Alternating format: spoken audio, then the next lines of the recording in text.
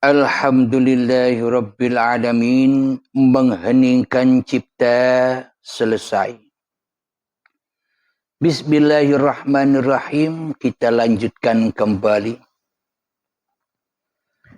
Secara logikanya, man huwa Muhammad, siapakah dia Muhammad? Muhammad adalah Ashhadu an la ilaha illallah wa ashhadu anna Muhammad Rasulullah.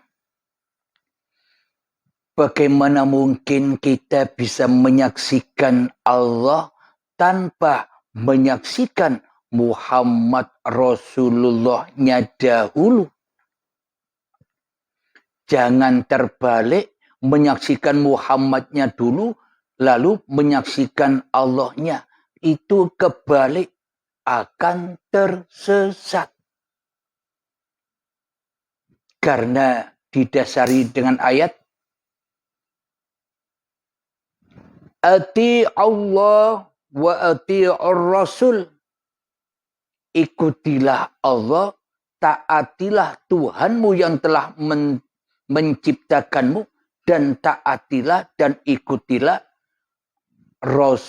Rasulmu. Bila kita sudah mengenal Allah, bila kita sudah tahu apa yang dimaksud ma'rifatullah, maka manusia akan menjadi Rasulnya Allah. Bagaimana mungkin manusia atau para nabi menjadi Rasulnya Allah bila di dalam hatinya masih jadi Tuhan dan mentuhani Tuhan seperti kita selama ini. Kita selama ini kan seolah-olah bertuhan, seolah-olah saja angan-angan wae, ilusi wae, angan-angan saja. Kenapa? Karena di dalam hati kita sebenarnya tidak bertuhan, melainkan mentuhani Tuhan. Ingat, mentuhani Tuhan. Ingat lagi, mentuhani Tuhan. Kita selama ini begitu. Itulah kesirikan kita. Itulah ketersesatan hati kita selama ini kepada Allah. Kenapa? Karena salah jalannya. Jalannya apa?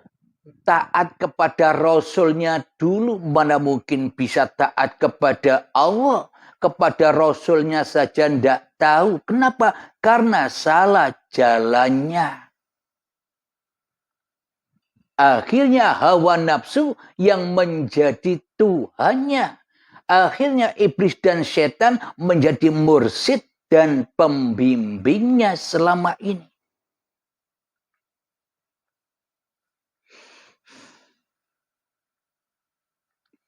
Alhamdulillahirabbil alamin.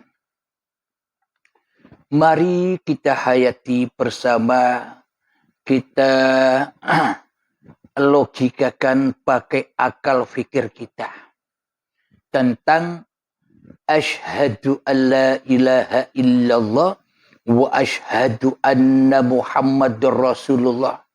Syarat mutlak bagi orang-orang kafirin yang mau memeluk agama Tuhan secara kafah, bukan secara syariat. Tidak berlaku secara syariat di sisi Allah. Kenapa? Karena di sisi syariat pasti di dalam hatinya mensekutukan Allah dengan diri manusianya. Manusianya yang merasa mampu bersyariat, manusianya yang merasa jadi Tuhannya syariat. Manusianya yang menjadi Tuhannya sholat-sholatnya. manusianya yang menjadi Tuhannya ibadah-ibadahnya, manusianya menjadi Tuhannya amal-amalnya, manusia menjadi Tuhannya ilmu-ilmunya, manusia menjadi Tuhannya kekayaannya, manusia menjadi Tuhannya apapun yang diupayakan, semuanya dituhani manusia. Manusia yang mentuhani Tuhan.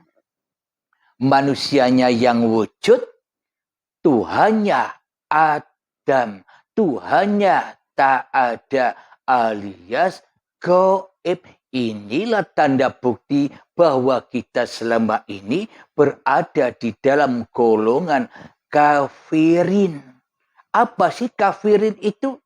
Jangan kita pahami secara syariat yang beda agama nama. Maknanya yang tahu bahwa kita kafir ini ya kita sendiri, bukan orang lain. Inilah yang dimaksud, yang bisa mengatakan manusia itu kafir atau tidak hanyalah Tuhannya yang tahu. Maknanya diri kita sendirilah yang tahu kita ini kafir apa iman. Coba cek masing-masing hati kita. Jangan mengkafir-kafirkan orang lain sementara kita terlena dengan kekafiran diri kita sendiri.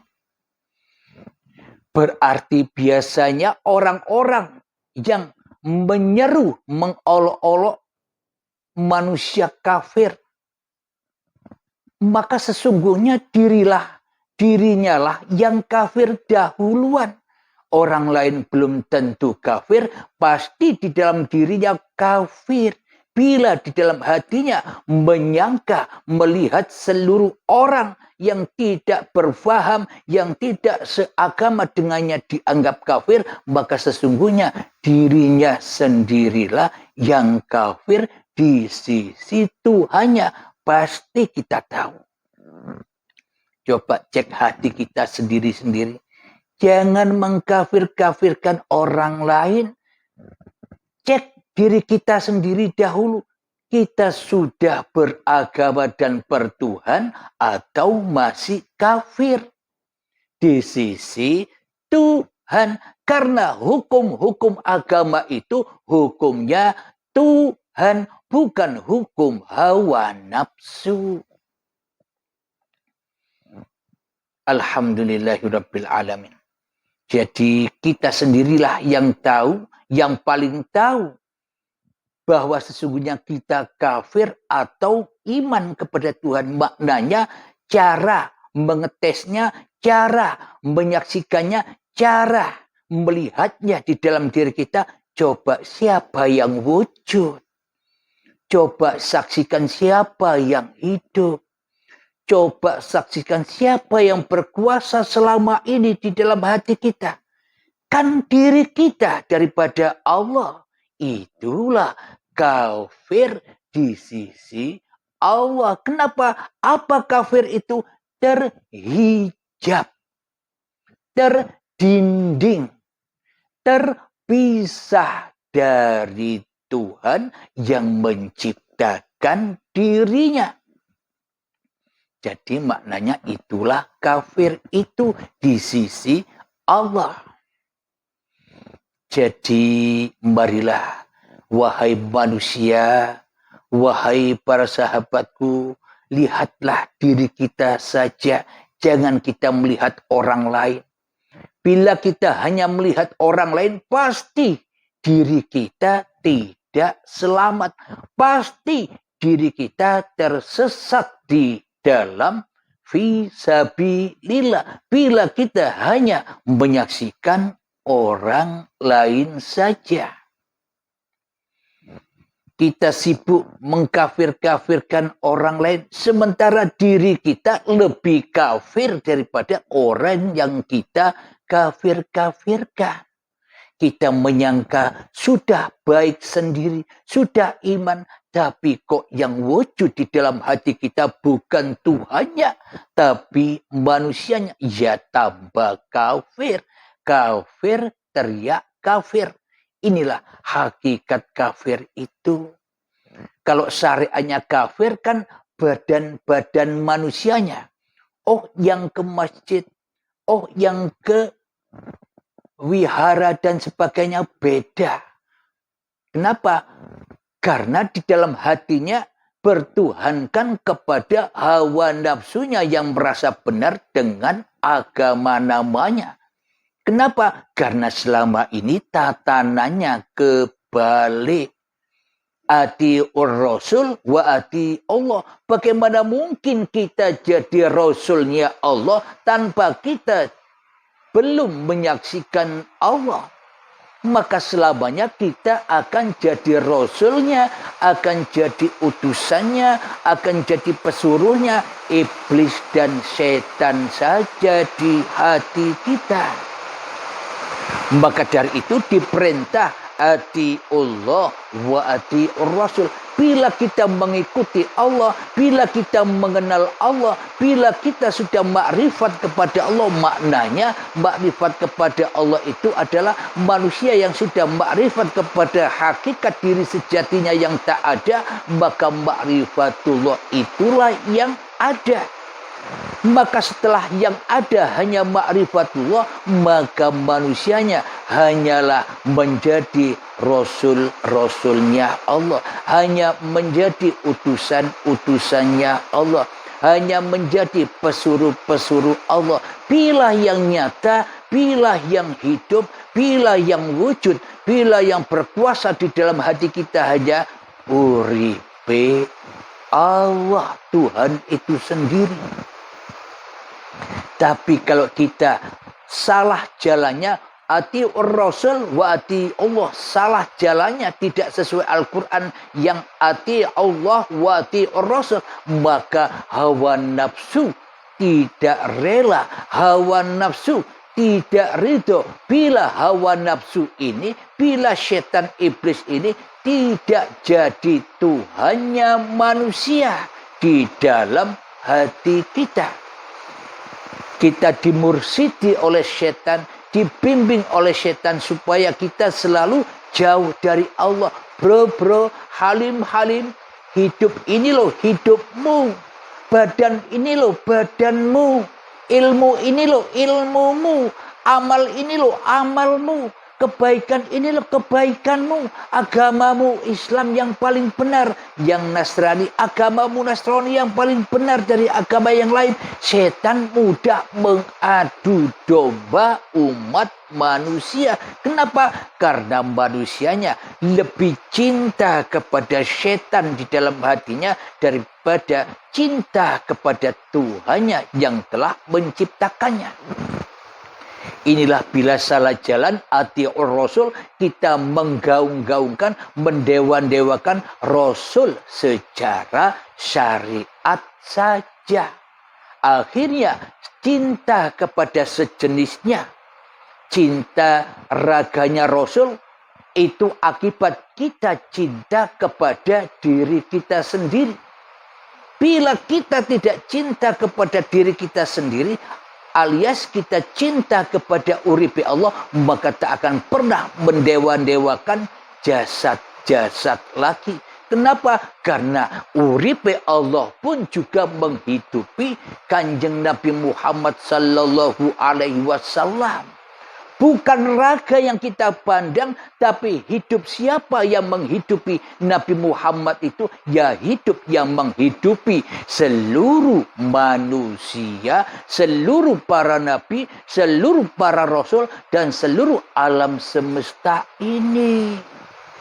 Itulah yang dimaksud ati Allah wa ati Rasul. Bila kita sudah memahami dan mengaplikasikan itu di dalam hati kita, itulah asyhadu alla ilaha illallah wa asyhadu anna Muhammadur Rasulullah. Ketika kita sudah tidak bisa bersahadat lagi.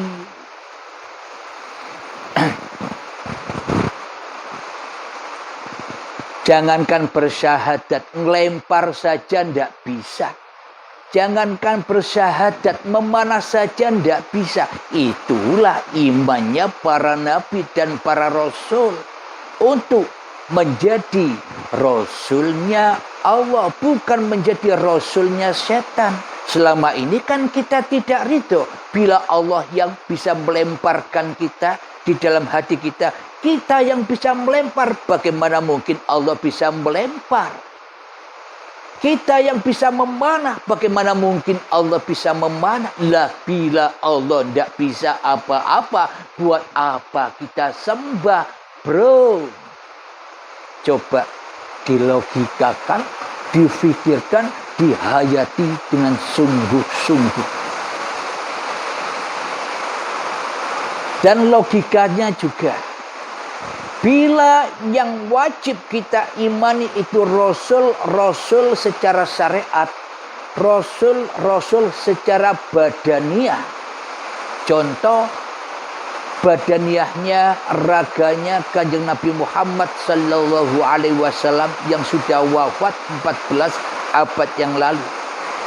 Bila persyaratan syahadat itu hanya menyaksikan pemahaman secara dohiriah saja, maka wajib bagi kita membongkar makamnya baginda Rasulullah agar kita bisa menyaksikan jasadnya Rasulullah. Karena kalau kita tidak bisa menyaksikan jasadnya Rasulullah, maka kita selamanya tak bisa masuk Islam karena tidak bersyahadat. Coba hayati, kalem-kalem, coba renungkan, kalem-kalem. Bila syahadat itu ala syariat, mustinya asyhadu an la ilaha illallah wa asyhadu anna Muhammad Rasulullah. Mustinya kita wajib ketemu, menyaksikan, melihat dengan mata kepala kita sendiri keberadaan Muhammad yang sudah wafat itu, bukan? Harus kita bongkar dulu, kemudian kita saksikan jasadnya. Itulah yang dinamakan saksi. Itulah yang dikatakan iman, menyaksikan langsung jasadnya Rasulullah.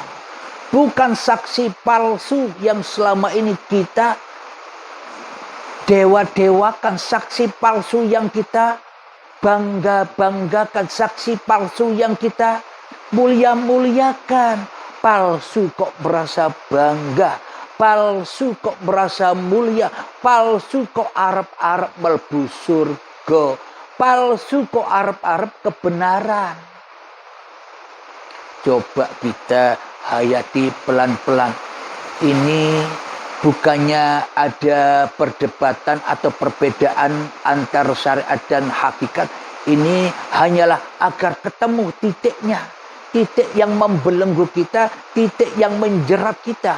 Kenapa? Titiknya adalah kita harus mengalahkan hawa nafsu kita sendiri dahulu supaya kita bisa bersyahadat dengan benar seperti syahadatnya para nabi dan para rasul. Ati Allah wa ati'ur rasul.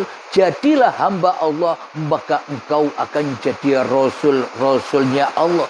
Bila kita taat kepada hawa nafsu kita sendiri, bila kita taat kepada kewujudan diri manusia kita sendiri, bila kita taat kepada kehidupan diri manusia kita sendiri di hati kita, maka selamanya kita bukan menjadi rasulnya Allah, kita bukan menjadi hambanya Allah, tapi kita menjadi rasulnya iblis, rasulnya setan.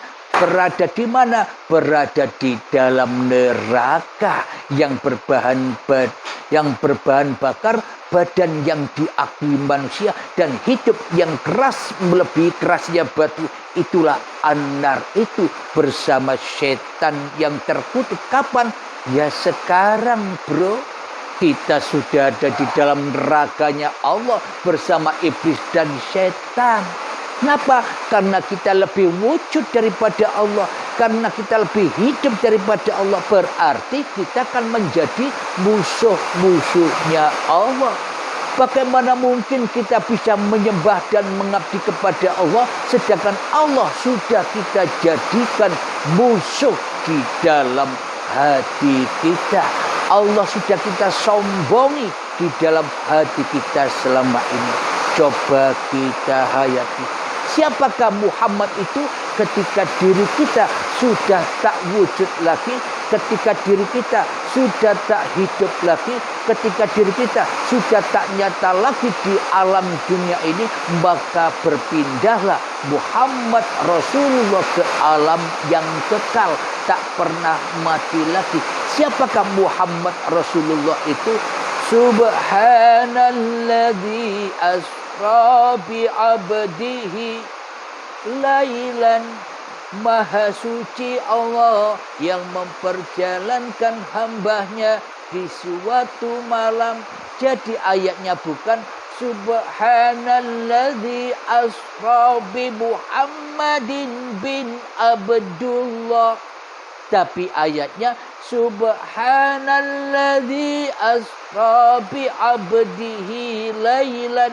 Maha suci Allah yang memperjalankan hambanya di suatu malam.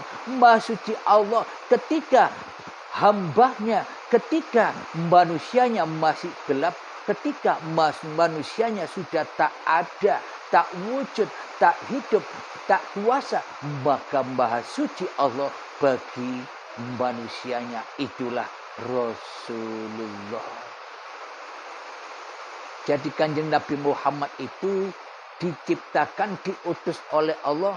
Innama bu'istu liutammima makarimal akhlak, untuk mengubah, untuk menuntun akhlak-akhlak kita yang selama ini tersesat, tidak berakhlak kepada Tuhan. Agar apa? Agar kita sama-sama pengikutnya Nabi, agar kita sama-sama menjadi Rasulullah. Itulah tujuan kanjeng Nabi Muhammad diciptakan sebagai contoh untuk seluruh manusia, agar kita semua menjadi Rasulnya Allah, tidak menjadi Rasulnya awake dewe, tidak menjadi utusannya setan. Inilah yang dimaksud agama la ilaha illallah. Tiada Tuhan selain Allah, dan Muhammad dan diri manusia itu adalah ciptaan Allah, utusan Allah, disuruh Allah, dikuasai Allah, bukan dikuasai hawa nafsu dewe-dewe. Inilah dasar-dasar syahadat, agar manusia kembali kepada Tuhannya dengan fitrah dan dengan kafah. Itulah tujuan Tuhan menciptakan seluruh manusia. Alhamdulillahirabbil alamin. Sebelum kita akhiri kajian di subuh yang indah ini, marilah kita kemahkan salawat dalibin taful bala. Allahumma salli ala sayyidina Muhammad wa ashghili zalimin bizalimin. Allahumma salli ala sayyidina Muhammad wa ashghili zalimin bizalimin wa ahrijna min bainihim salimin wa ala alihi wa sahbihi ajma'in. Allahumma ya qadiyal hajat, Allahumma ya mujibad da'wat, Allahumma ya rafi'ad darajat, Allahumma ya muhillal muskilat, Allahumma ya safiyal amrat, Allahumma ya kafiyal muhimmat, Allahumma ya dafi'al baliyat. Allahumma khtim lana bil iman, Allahumma khtim lana bil islam, bijahi sayyidil mursalin. Rabbana atina fid dunya hasanah wa fil akhirati hasanah wa qina adzabannar. Wa sallallahu ala sayyidina Muhammad wa ala alihi wa sahbihi wa sallam. Walhamdulillahi rabbil alamin. Akhirul kalam. Assalamualaikum warahmatullahi wabarakatuh.